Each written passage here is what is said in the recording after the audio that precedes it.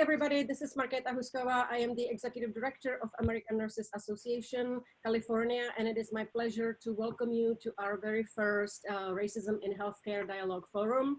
I am joined by Todd, who is the Pediatric ICU registered nurse at UC Davis, and he's also the president of Capital City Black Nurses Association. Hi, Carter.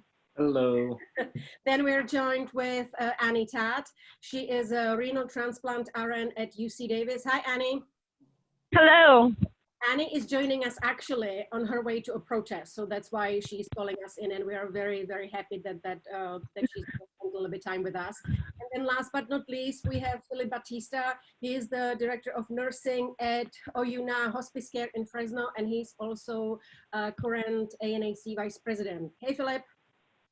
Hey, Marketa, thanks for enjoying. All right, so before we move to anywhere, I just want to make a couple of disclaimers. So all three participants, oh, I'm so sorry, I forgot Jared. Jared is the brain behind everything. Of course, Jared is here, you all know him. Hi, Jared, thank you so much for your time. Yeah, no problem. So just disclaimer, all three participants, Carter, Phillip, and Annie, all three of these participants do not represent any specific facility or healthcare systems. They are not being reimbursed for their participation. This is strictly volunteering to advance the profession of nursing and spend time with us. And again, we could not be prouder to welcome them to our very first Racism in Healthcare discussion forum.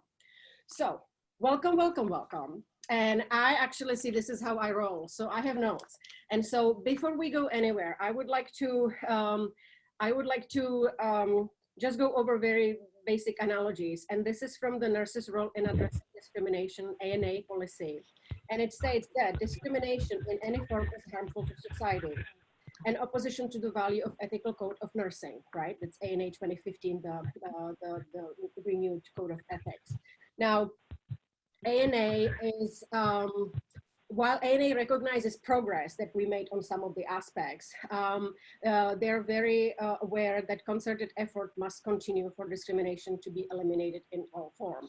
Now, they made some recommendations, and I think they're very aligned with what we've been sharing in our Pioneer, and hopefully what we're going to be discussing today. So while these are recommendations into, nothing can be tolerated, issues must be addressed, all nurses should start with themselves, we all should be in period of self-reflection, we all should be calling for changes. Those are very broad recommendations, but at the end of this dialogue forum, Jared and I, we would like to see if there are specific steps that we can take or we can advance, we can share with our members, with our coalition partners, with nursing at large.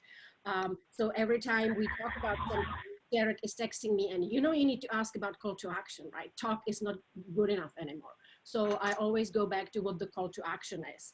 And so we are so happy that you're with us. And Jared, would you go over the three topics that you chose for this dialogue forum? Yeah, absolutely. So we had chose three from a longer list, I would say. And we just have some loading issues. So there's three that we're kind of choosing on, and the first one I think is extremely important is looking into diversity guidelines and promotion policies. The second one is looking at the numbers specifically for hiring of Black people as well as people of color, and also what are the retention of those members.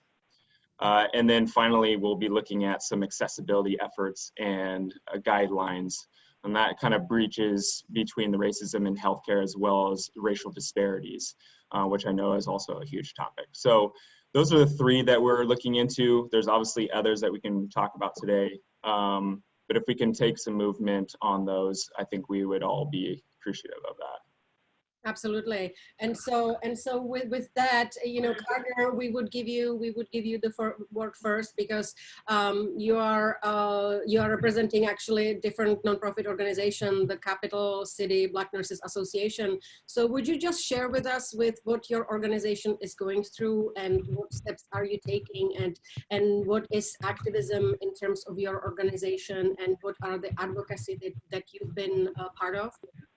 Yeah. Thank you for giving me the floor, Marketa. And like you said, my name is Todd, president of Capital City Black Nurses Association. We are the local Sacramento chapter of National Black Nurses Association, which was established back in 1972. So we've been up and running for a couple of years. And ironically, the impetus for us being created was around the tragic death of Stephon Clark here in Sacramento. And I remember myself, as I started it, I wanted to see a nurse's voice at the front of the discussion, because back then I realized that this was a public health crisis. Fast forward 2 years later, and unfortunately we have the same narrative being played out with police violence in the Black community continuing to be perpetuated. So we find ourselves in a unique position here as nurses and nurse leaders to not only move forward the discussion, but then to act on our academic backgrounds, to have the capacity to heal those who have been injured through this process.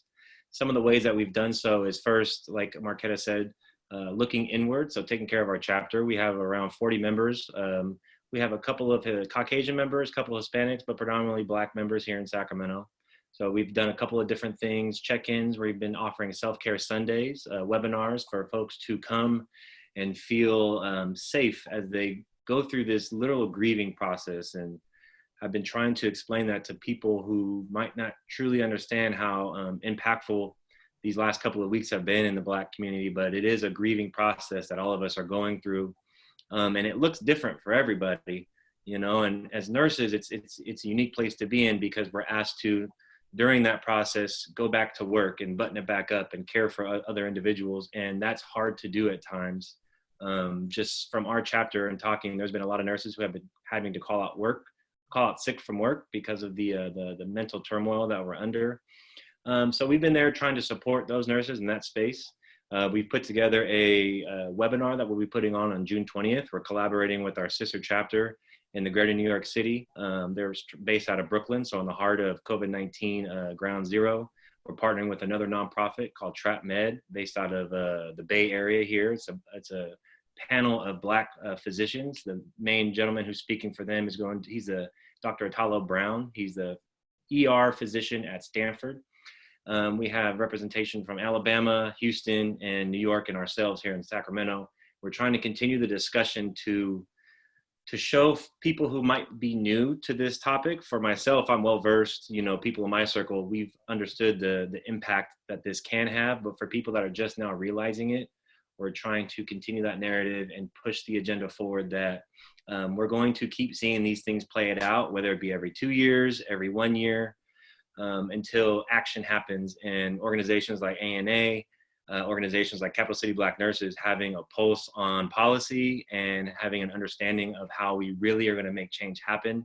It's very important right now, and from a nursing hat, it's very, very needed. Perfect. Thank you so much, Todd. We appreciate it. Annie, would you tell us about your experiences, and especially experiences with activism? As I mentioned, you are actually going on your way to protest, but I know that you were protesting and providing care to protesters last week. How would you see what's going on right now in our society and how it is affecting nursing? Well, thankfully, Sacramento has been fairly peaceful after that first weekend. I wasn't personally out there on the first weekend, but the people in my group were, and not all of them were nurses, but they're, you know, some of them were, you know, just lay people. Some of them are actual certified like EMTs, MDs. But what they told me the first weekend that they were here, you know, they didn't know each other. They were all just individuals who felt the need and a pull to do something. And so they clearly marked themselves as like medical people and went into downtown. And so what I heard from firsthand from them is that they all got tear gassed. Every single person who came out there to provide medical care got tear gassed. And on top of that, even though they were clearly marked, they had guns in their faces. A couple of them got rubber bullets fired at them. We have contingency plans on if, you know, the police decide to come and, you know, mess with our tents or other things. We're in contact with legal because with these protests going on, and we have a duty to protect and we have a duty to, you know, give our all because there's a group being under attack and, you know, our ANA code of ethics says, hey, you got to do something about this. So I think it's very appalling that not only in Sacramento, that all throughout the United States, that people who are out in there trying to provide care are in fact getting attacked. But, you know, so far right now I'm at the Trans Lives Matter, Black Trans Lives Matter in Cesar Chavez across the street, and I'm looking at them and everything looks peaceful. So that's good. I think right now what makes it particularly hard about being a non-Black activist who's also a registered nurse is the toll that I'm having with my coworkers who don't agree with me. Mm-hmm. And I actually tried to reach out. I probably haven't reached out maybe in the right way or in a non-threatening, the least threatening way I know how, and it was still taken incorrectly.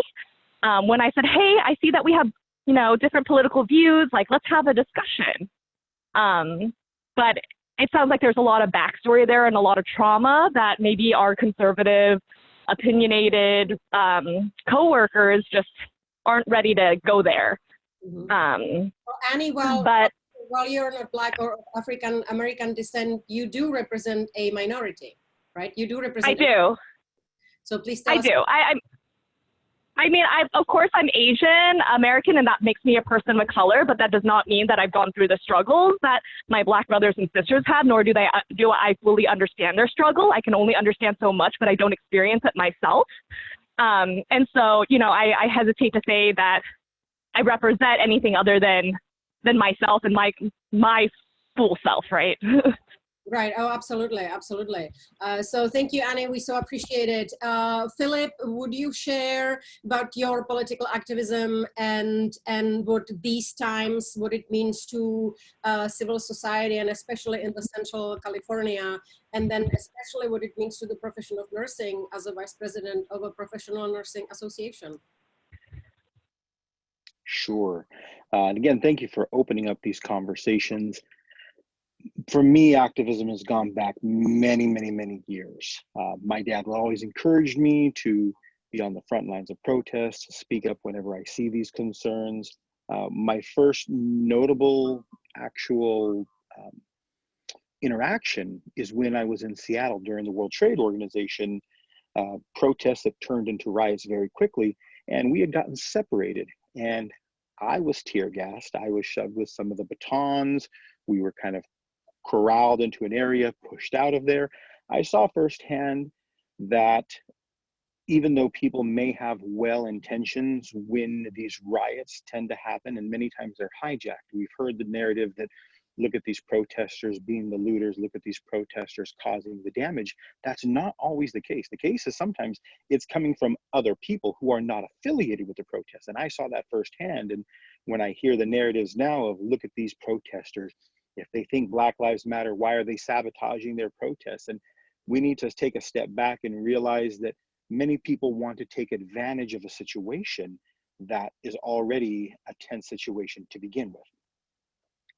I've had many, other issues of activism since then, and there is definitely something fulfilling, something rewarding in a sense about being on the front lines of a protest, standing out there with a sign, making your voice heard and being counted. And that's, critically important for us to be present, especially as nurses. We have to be visible because many people will look to us in times when they're hurting. Right now, coming out of a coronavirus lockdown period, there are a lot of people who are hurting and they're looking to nurses. They're looking for us to be their leaders.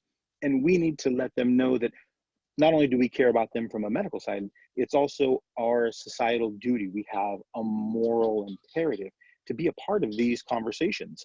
ANAC stepping forward to take one of the first leads in California among nursing organizations is, in a sense, a little scary because we don't know what the backlash is going to be.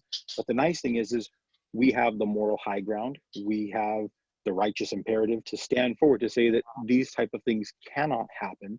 It's not enough for us to stand by silently. We have to be, in a sense, aggressively against these types of prejudices. So how do we do that as an association? How do we move that needle forward? Like I said, it's fulfilling to be out there on the front lines with your signs, protesting. You know, I've been interviewed on the news before. All of those things have happened, and it feels good to be in the heat of it. But many times these protests fade away and we go back to where we were before. And that's the problem. We cannot go back to what started this. There's a problem that started this.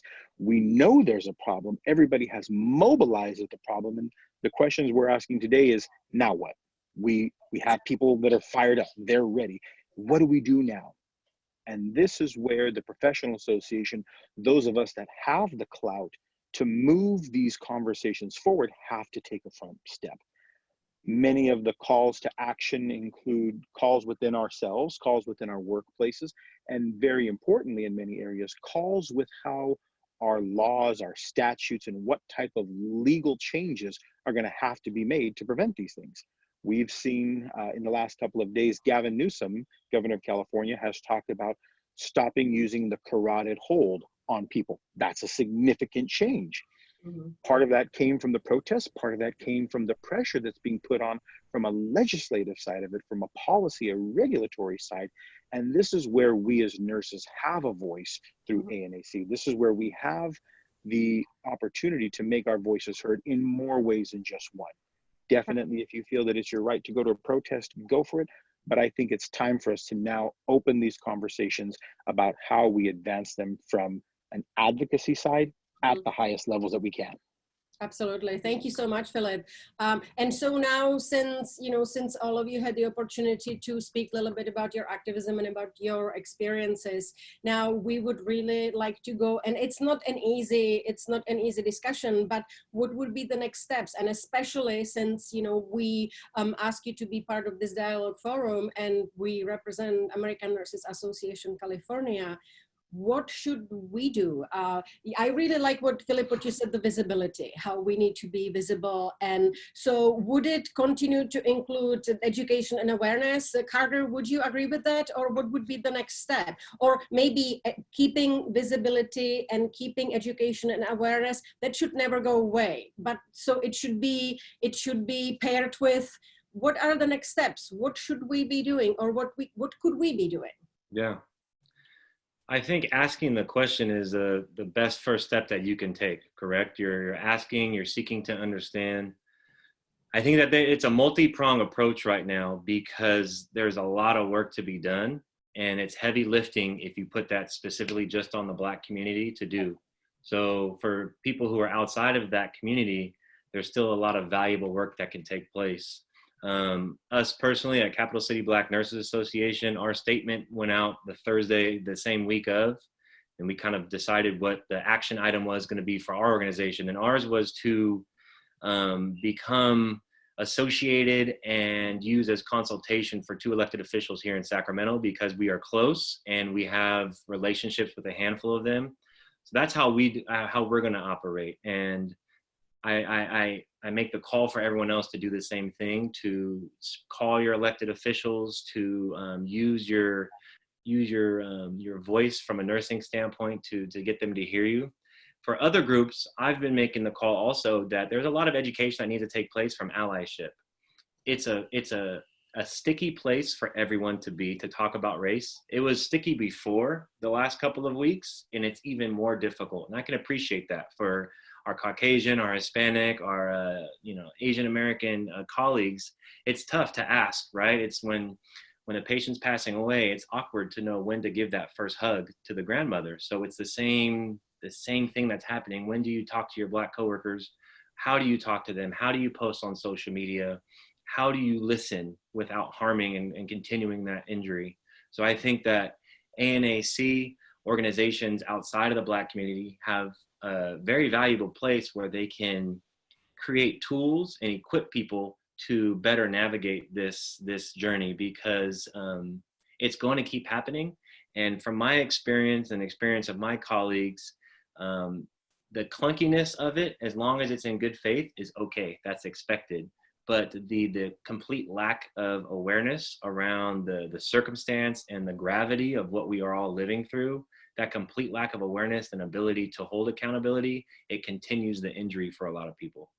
Absolutely. And I really appreciate that you said it. And maybe it, you know, it was an error on my part, because when I ask question, what should we do? I do not mean that, Carter, you speak for all African people. Yeah. And Phillip speaks for Latinx people. It's just simply you speak for yourselves, and and somewhere we just have to start somewhere. And so, you know, Jared and I, in preparation for this dialogue forum, we looked up a bunch of statistics and data and evidence base, and one of them was, you know, you Caucasian, okay, white people, you know, don't tell people what they should be doing, but also don't go straight out and say, what should we do? But so obvious, I immediately committed the first error, but it was not meant to expect you to speak for, you know, all oppressed people. It's just simply to start the conversation and just start somewhere. And so, so in that case, you meant that professional nursing organizations can create tools, right, to better navigate the complex situation, and then how important is education from allies' point of view, right? That's what you said. That was really really important, and especially also the connections with elected officials. That's, in fact, that's what we do. That is, you know, the brand of our work, but yet on very specific issues, and maybe go about it a little bit differently. Jared, how do you see it? Because we do try to connect with elected officials, but this would require a little bit different connection, right? Yeah, I think so. And Carter, this is going to be kind of like a follow-up point to what you discuss, is understanding what has been your mode of communication with those elected officials. How are you trying to explain this issue to them so that way they're understanding it from your perspective? Yeah, so fortunately we've had, you know, being here in Sacramento, we've done a couple of health fundraisers and health fairs with a couple of assembly members and the state senators. So our mode of communication is going to be bringing our national brand with us and who we represent. You know, we represent over 100 chapters throughout the country.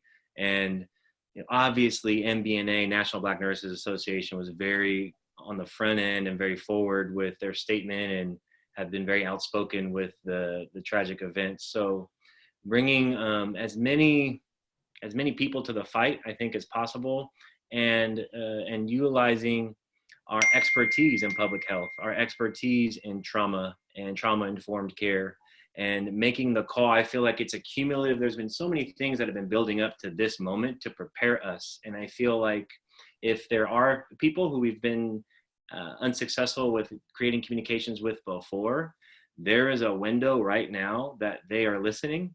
And if they're not gonna listen, we can make them listen right now. And everyone is privy to it at the time. So this is the time for action. Perfect. You know, following up actually on that and on the continuing of nursing advocacy, I just actually drafted and signed a letter urging Governor Newsom to reconsider his decision to close labor and delivery unit at the Martin Luther King Jr. Community Hospital in South LA. And so what I did is that I highlighted all the issue of racial parity and maternal health and patients' outcomes and low-income neighborhoods and the importance of access to care and the importance of Black women mortality rates while delivering babies. And so if ever there was a time to really use that type of language and that type of arguments to really bring the point home, I thought that this would be the perfect time. So so we decided to, you know, send the letter to the governor immediately today, because as you said, right, there is the window. And if we're gonna wait, you know, 2 more weeks after the budget is decided, we're gonna be late again. So that's why what we did today. So, you know, we'll see if the governor will reconsider it. Annie, I know how activism and how racial parity and racial equity and health disparities, I know how important that is for you, because I have known you for several years now. So I know what is important to you. What do you think professional nursing associations, what is our role, and how can we be advancing these very complicated and complex and uncomfortable, but it's a good thing, uncomfortable issues, because we need to talk about it. How should we be advancing those issues? At this moment, I don't have concrete ideas per se.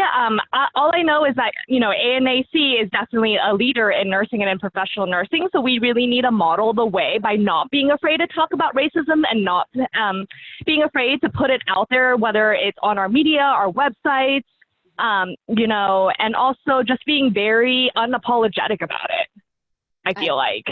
I like that. I like a couple of points, Annie, because I like that you said I don't have specific recommendations right now, because very few of us actually have them, and I think it's important for other nurses and for our colleagues to hear that it's okay to say, you know what, right now I don't know. We just need to continue this fight. We need to be aware, and we need to espouse certain values, and we need to continue to keep communication afloat.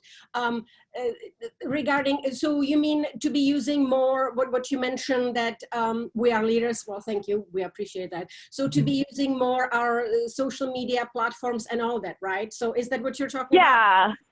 Yeah, and not necessarily reinventing the wheel too. Like if there are already resources that are there, we can also put them, on our website, on any platform we have.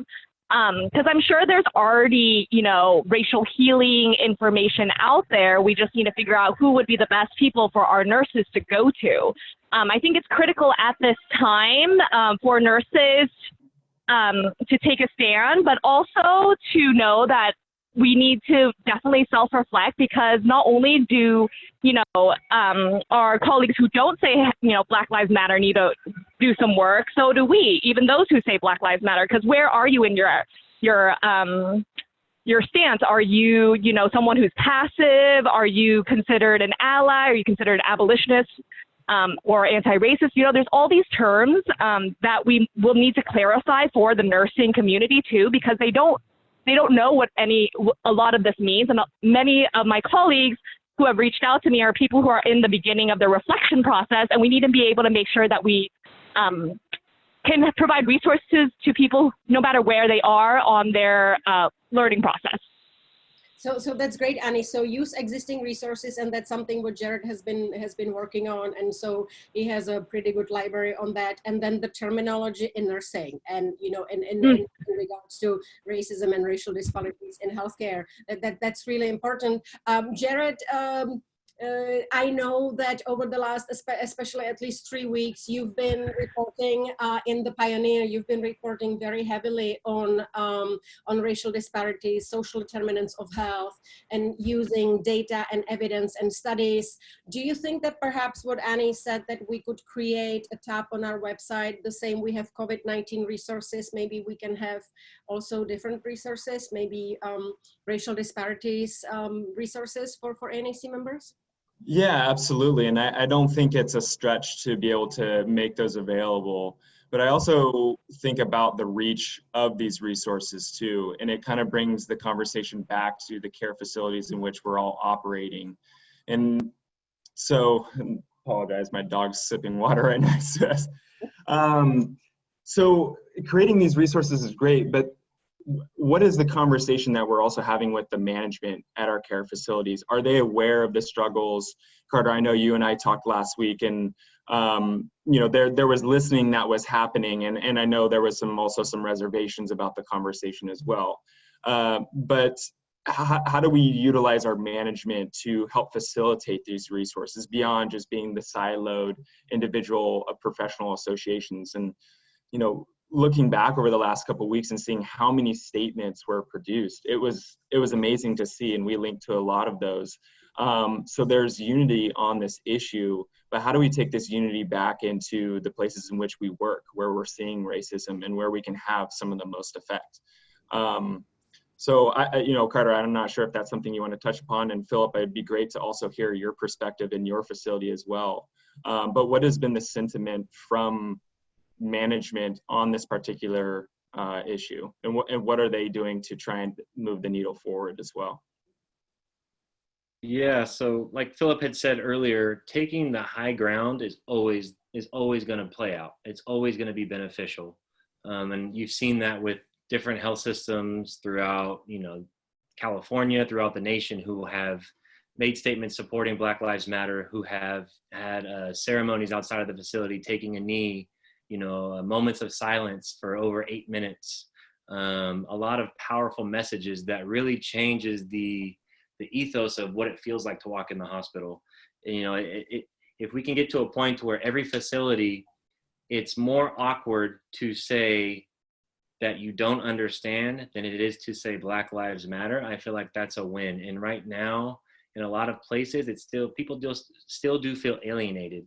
I know in the initial, that first week was very difficult, because a lot of people, that first realization for a lot of people, it's hard to watch that happening, because it's like, oh, nice of you to come join the party here. We've been living like this. Welcome. So now I think that we're past that stage, and everyone is able to have discussions like these. I know upper level management, that's part of our organization, they've been having more and more discussions with CNOs and people who have the power to write that pen stroke.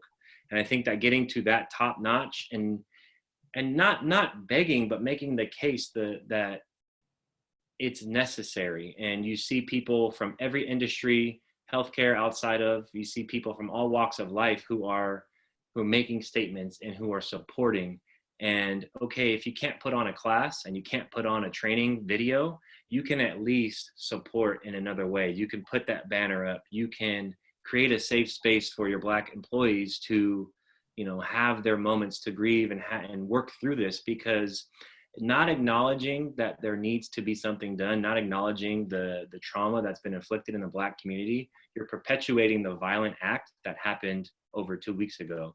And I think if leaders understand that by staying quiet or not rising to the occasion, they are actually a part of the problem, I think that we can get more folks to listen. Thank you, Carter. I appreciate that, and especially the not acknowledging that, that it goes really what Jared created, the graphic, and, based on ANA, that to be silent is to be complicit. And for me, growing up under communistic regime, to be silent was to be complicit, but also it was to survive. But wow. Whereas if we continue to be silent here, more and more people will not survive. So it is absolutely unacceptable. So, and especially as a nursing organization and as the leaders and as the largest healthcare employee group, and as the group that is really occupying the public health sphere, to equate racism to public health crisis, I think it's really appropriately paired, because it is, and especially not only that, it goes to social determinants of health, it goes to food security, shelter security, transportation security, chronic management, illnesses security. So I think that this is really important. And then again, the acknowledgement, not acknowledging it even from leaders and managers. So would it be also from, would it be like already a charge nurses or a director of nurses? Because we have Phillip as a director of nursing. So I guess it shouldn't be anywhere, it starts here. It should be throughout, right? It should be throughout. And as we know, messaging that starts from the top down, as high as it can go, it will trickle down, right? And that really will change the culture of any facility. Right, perfect. Phillip, what do you say as a director of nursing for really large hospice care? How do you see it? So as the director of nursing, I get to make these final decisions. These decisions rest with me. So end of conversation, it's a done deal. What I think we need to look at, the entire problem of everything we're dealing with, it can be addressed at a personal level. Each one of us has the power to make a change, and when we all move in the same direction, it's a done deal. But what I think we need to also look at is, it is tough to say sometimes that I have a problem compared to Black Lives Matter. But what I've seen is, I've looked at my colleagues, I looked at other people that I know, and my question to them is, you ask me, where do I learn? How do I start? How can you teach me? And my question is, have you already heard what needs to happen, and you're just uncomfortable with what that means? This is an uncomfortable situation we're in, and as Marketa mentioned, sometimes to be silent is to survive, but those who are being silent are not the oppressed. Those who have a problem are in the streets, are speaking up. Those who are affected directly as Black lives are the ones speaking up. They are not quiet. And many of us who understand, who have our own struggles, speak up with them. Some say, I don't understand, but I want to speak up as your ally. I want to be your voice. And all those are great things. But it comes from a position of silence from those who, in a sense, have nothing to lose by being silent. The only thing you lose is that popularity of, well, I kind of want to be in, in a sense, as an example, fair of those with all lives matter versus Black lives matter, because, well, I can justify the all lives matter, and I'm not comfortable with having a conversation about Black lives matter because it puts me into an uncomfortable position of seeing that I may not have done enough. So the question becomes, where do we start? We circle right back to that again. First of all, as nurses, the first thing we do is we assess. We take inventory. Where are we at? What's the problem? What can we do? And now that we've assessed it, we're moving forward with a plan. And in the middle of this, at some point, we evaluate and we go back to where we started and see if our interventions were appropriate. And I would call everybody that you need to have these conversations, and more so having these conversations, hold somebody accountable. You have to be accountable to yourself as well as to what this is now creating. I can tell you that you're going to do all these things. You can listen to me and you're not going to care one bit. You're going to shred my notes and walk out the door. Where is the accountability? And our leaders are the ones who need to take the accountability. I see, across the nation, there are good cops who are saying, if you have a problem with what you saw, if you think that they shouldn't have been arrested, you need to turn in your badge. They're calling out the problem where it exists. We need to support those types of actions. We have to have a plan. We have to have a way to assess. And as we're talking about toolkits and ways to identify where we can move forward from here, we also need to have some level of accountability. Now that you know something, now that your knowledge is increased, you have a duty, a moral duty to apply it and to take this knowledge and go further with it. If I give you the knowledge and you know that something needs to be done and you do nothing with it, in a sense, you're worse off and you're even more of the problem than if you were ignorant or uneducated to it from the beginning. So all of it is personal accountability. We need to remind people that they have to be personally accountable. But when we have these high-level conversations, when we have these conversations with legislators, when we have these conversations with the stakeholders and the policy holders, the decision makers, we need to remind them that you have now been educated. You now know better. You have knowledge of what we need to do, and we will hold you accountable to help solve this public health crisis. This is just as serious of a crisis as coronavirus, in a sense. It's a serious issue. And when coronavirus hit the nation, everybody jumped into high gear. Everybody started moving. Some of our government was a little bit slow. And when our government was slow to act, the people held them accountable. Right. And that's where we need to do. We need to hold accountable the people that we have conversations with. And when we've provided this to them, help them along that way. But we do need to hold people accountable. Thank you, Phillip. Yeah, that is really important. So I wrote, we need to start with personal accountability, what all three of you mentioned, and then also hold the leaders, and also the organization, right? Organizations need to be accountable. But I don't know if the next, actually, Annie, you brought it up, and you mentioned something which stuck with me. You said that because you're not, of African American descent, and now when you go to Trans Black Lives Matters, what did you say? I know you said something that you were, you didn't say you were not welcome, but you said that there were certain hesitations. Do we have Annie? Annie? Uh-oh. Fighting a good fight. Sorry, I had you guys on mute because I didn't want you to hear the concert that's going on across the street. So yeah, it's not that I'm not welcome. It's that I know that the only thing I can speak to are my lived experience as, an Asian American, Vietnamese, first generation, refugee parents. Like, that is my lens, right? And I am unable, I can empathize for sure, but I will never have those lived experiences of anyone other than me. And so that's what I meant by that, is that, like, you know, I want to fight with them. I don't want to fight for them, right? Black Lives Matter, Black trans lives, no matter what it is, like, the people who are going to know the struggle the best are the people who are going through it.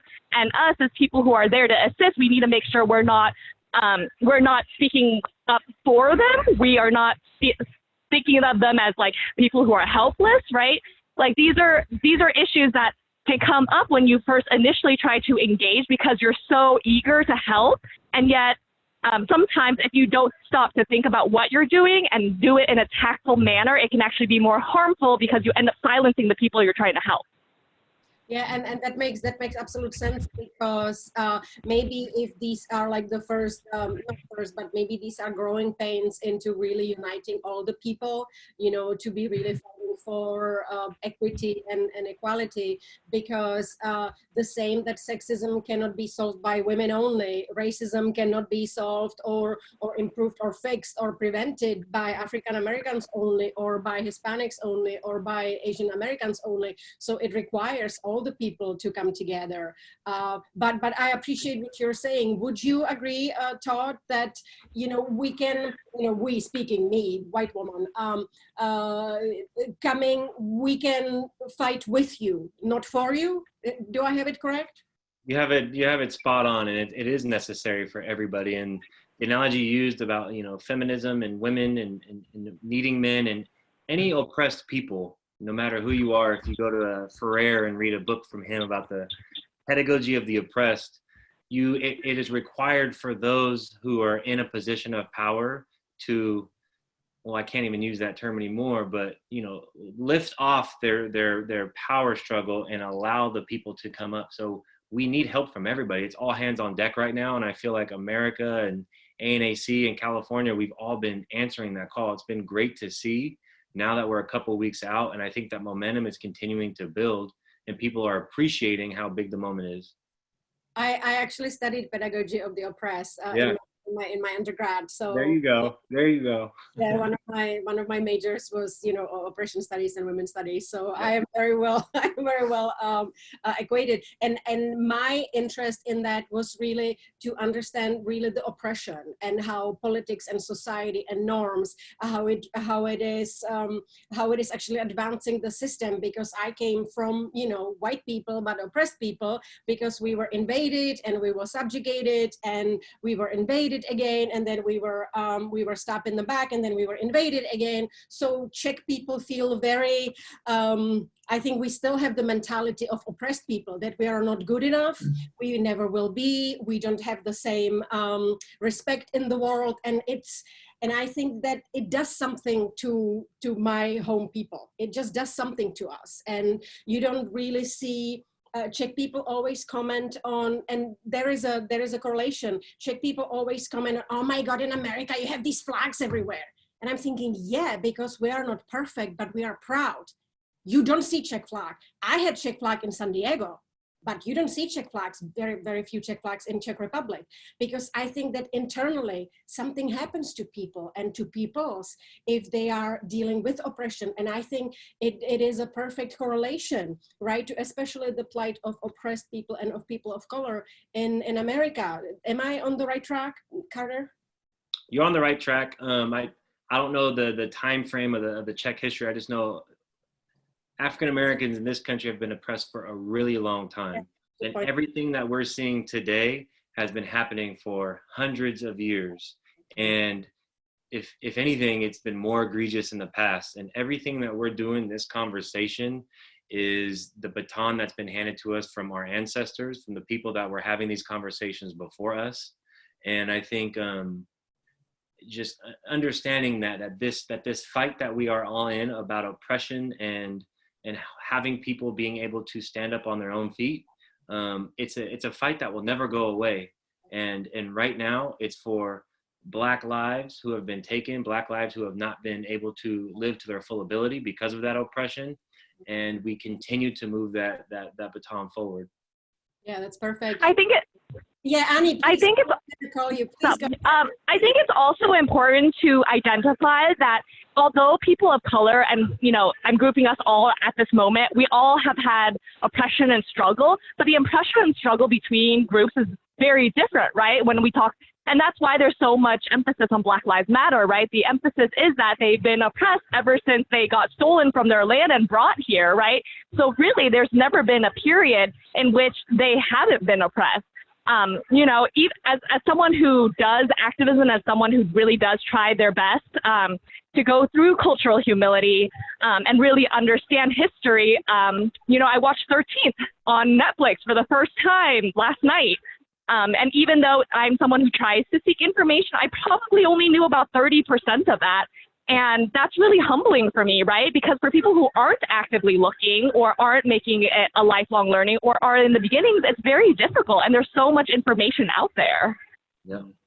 So maybe that's why maybe that could be part of the role of a professional organization, you know, once this really is under public health crisis. And so maybe that is then incumbent on us to offer evidence-based studies, historic events, to really not talk about it in abstract, but really showcase some examples, because once you just talk about it, that it is in the system, but then when you hear the personal experiences and the horrific stories, and then once you see it on the news, it's no longer abstract, right? You're really deeply involved. And I guess that is what, as a professional nursing organization, I guess that's what we see, the internal fire, right? The internal need to advocate and to advance and to help people and to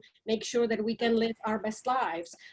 Phillip, would you agree with that? Or you don't have to. I am just asking. What do you think about that?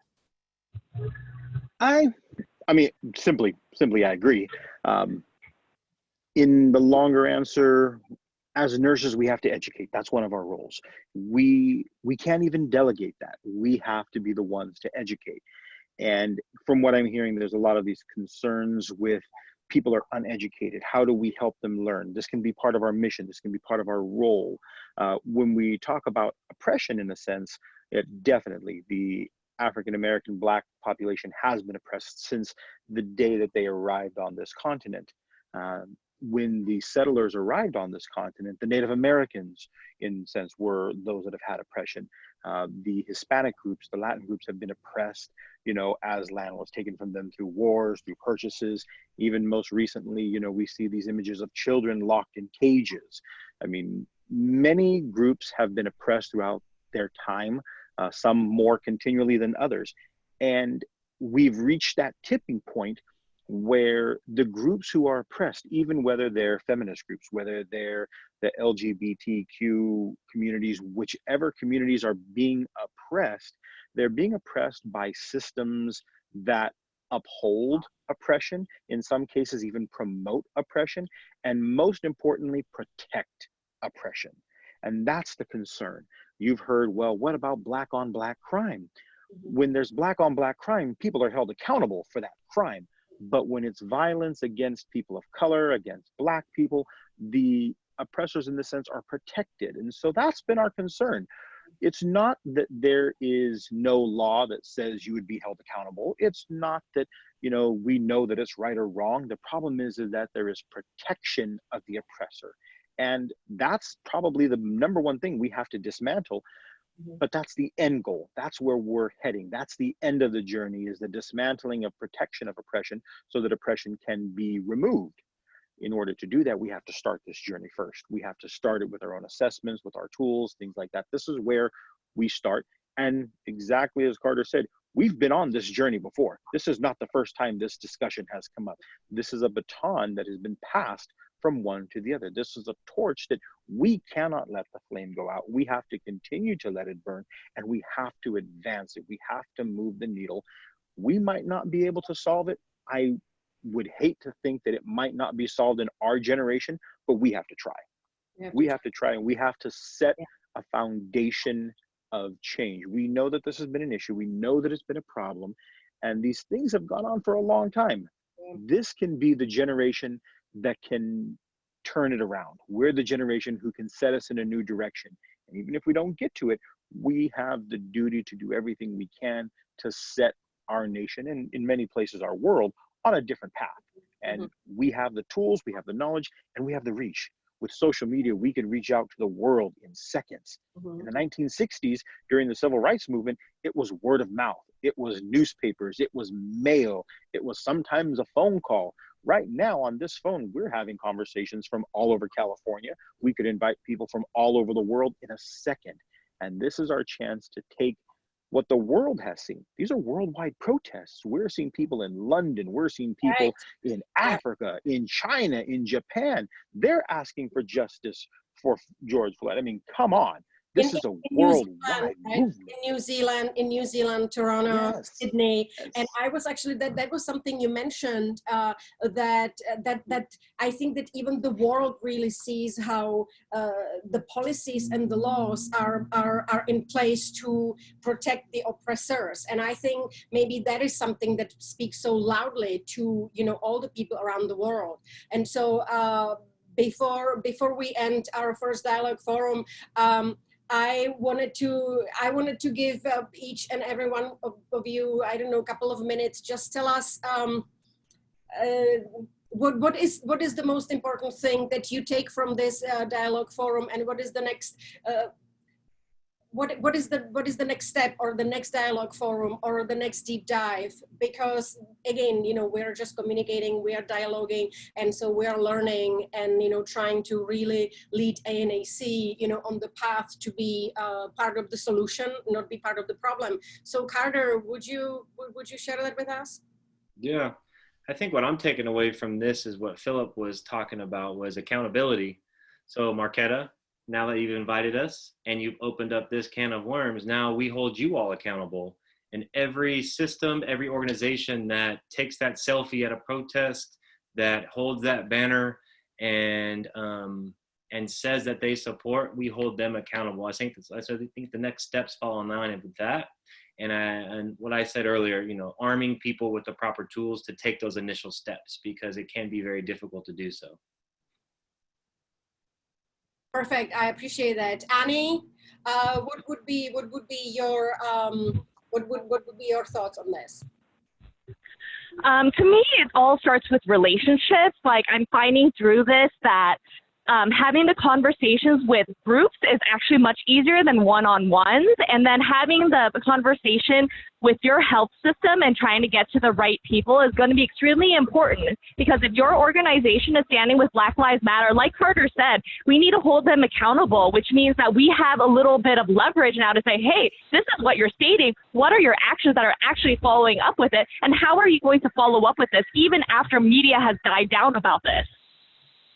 And that's been the issue, right? And as both Phillip and Carter said, these are issues that have come up every single time, and the solutions have never really resolved anything, which is why there's so much racial tension now. So I really think what I'm getting from this is, how does ANAC go forward to build understanding and empathy, because human connection and building a beloved community where Black Lives Matter is going to be essential as we fight this.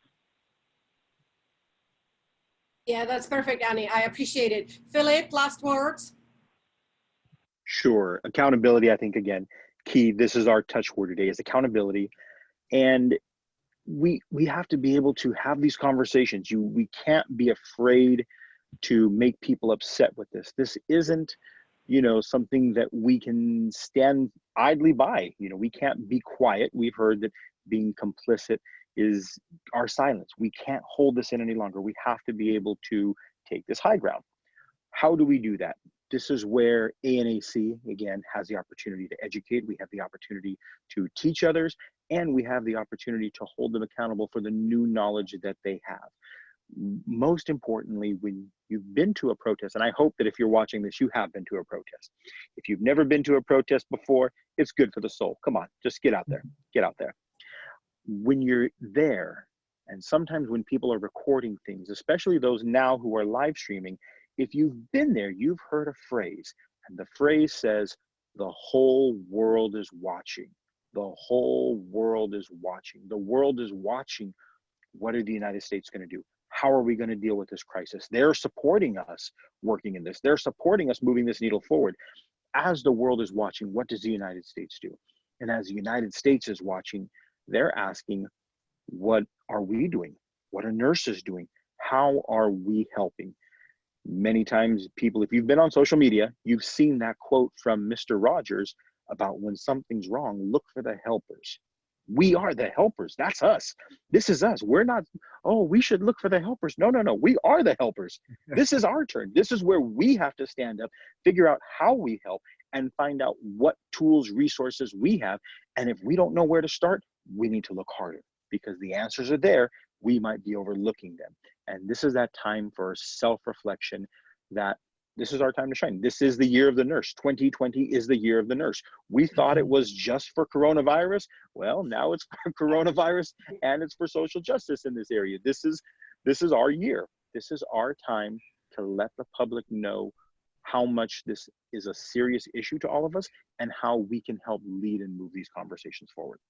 Perfect. Yeah, I absolutely agree. And especially, 2020, a year of the nurse and a midwife, and, not only obviously coronavirus now this, and it's part of public health, and it's part of the fabric of our society. And this is the time for nurses to really, and Jared has heard me use this sentence all the time, that that as nurses we need to be more cognizant of the fact that we should be using our voices not only inside facilities or clinics or academia, but outside, because we have a huge position of responsibility and position of respect, right? We've been for 18 consecutive years, we've been ranked as the most honest and trustworthy profession. But I always quote Spider-Man, with great power comes great responsibility, and this is exactly the responsibility that we are ethical. It has our ethical obligation. It is based in ANA Code of Ethics, and this is something that that actually improves the health outcomes and social determinants of health. Jared, what did you like listening to it today? What are your thoughts? What are your final thoughts? And what do you think that ANAC could do, or what is it that we're going to do next? Yeah. That can be a much longer answer, but I have a shorter version here. I think there's a big underlying theme for a lot of our conversation here, is there's a deep desire to advocate, to do something. And I think there's a barrier that's limiting some people, regardless of race, creed, or color, is having the words, the right words, let's say, to express that advocacy. And I think with this conversation, we uncovered a lot of different tools and resources that can break down some of those barriers and make people more comfortable to be a part of the advocacy movement. And starting with the messaging. Not only is it hard to have conversations, as Annie pointed out, with our own individual members, but it might be even harder to do so with management. But starting those conversations and bringing people into a group will make it easier to have those conversations, and making sure these conversations lead to something tangible, some sort of action item. As Carter and his organization is doing, you're having self-care Sundays where you can actually express your feelings, worries, concerns, things that you're proud of, things that you're not proud of. And I think that needs to happen within the workplace too, in a safe place. It also comes from the perspective of being more politically active. What is our message to elected officials? What are our relationships with these elected officials? So that way we can have these exact same conversations, express the same worries and concerns that we may be feeling within the workplace, and communicating those on to a broader level. There's so many things that now my mind runs off and is like, okay, Friday and Monday is going to be a really busy day. But it also brings the energy. And I think that is a positive from having these types of conversations. So, I think there's going to be a follow-up between all of us and what we're planning to move forward. And I hope we're as public about that as possible, not only with the members on this call, but with all nurses in California. Absolutely, and I would like to end our recording session with something that Phillip mentioned, and I wrote it here. The world is watching.